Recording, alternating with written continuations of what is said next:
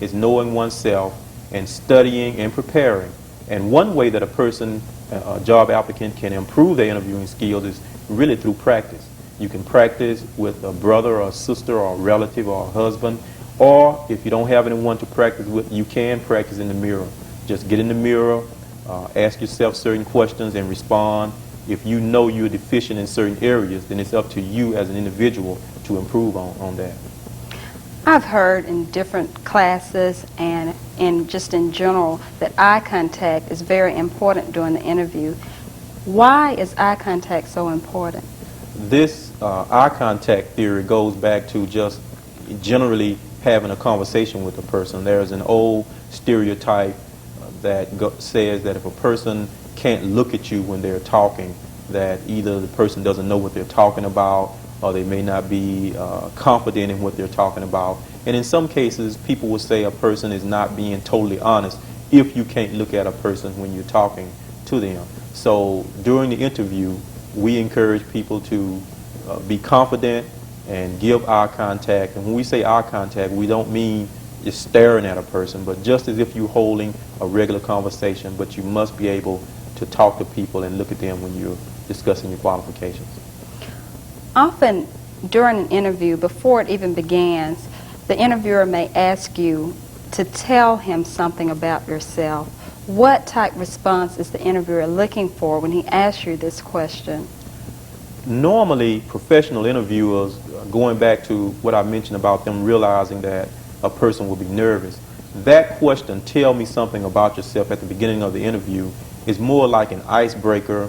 It's designed to make a person feel at ease, because if there's one person or one subject that each of us should be able to talk about, it will be ourselves. They're looking to hear how you communicate, and also just to relax you and give you a chance to talk about a subject that you should talk at ease about. The key to that particular question is to make sure that whatever you do discuss, that is something positive, and that you don't bring up any negative information or any information that could lead to questions that could eliminate you during the job interview. You can talk about your hobbies, you can talk about maybe where you went to school, or you can even bring up your skills briefly and your educational background. But the key is to try to stay positive and not bring up anything negative that will more or less boomerang at you later on during the interview. Ms. Singleton, we are discussing the employment interview, and we do have some additional job information later, and we will return after this break. Vince, get up. Safety belt test at 9. Hurry. Not another windshield taste test. Count me out. What? The old pro backing down from a motorhome? Nothing like that. I'm just tired of trying to convince people to wear safety belts. No one's listening. Safety belt saved Barbara Mandrell. You're right. Someone listen. Let's hit the road. You hungry, partner? Let's do some donuts on the way in. Good idea. You could learn a lot from a dummy. Buckle your safety belt. Since 1966, Mobile Community Action has been working towards eliminating the causes of poverty in Mobile and Washington counties.